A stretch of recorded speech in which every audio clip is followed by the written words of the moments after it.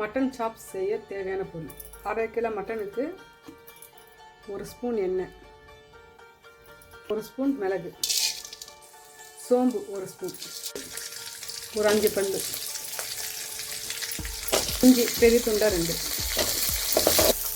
3 பச்சை மிளகாய், 2 வெங்காயம், அரை முடி தேங்காய்,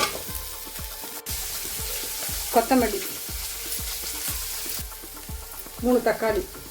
நல்லா வதங்கினோம்னா ஆற வச்சு நைஸாக அரைச்சி எடுத்துக்கணும். பிரியாணி இலை, பட்டை, தாமரை முட்டு, கருவேப்பிலை,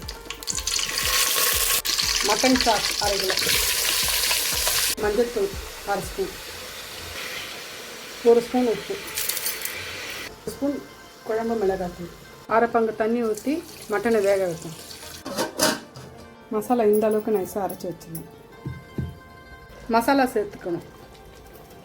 நல்லா ஒரு 10 நிமிஷம் நல்லா கொதிக்க விடணும். Mutton chops ready.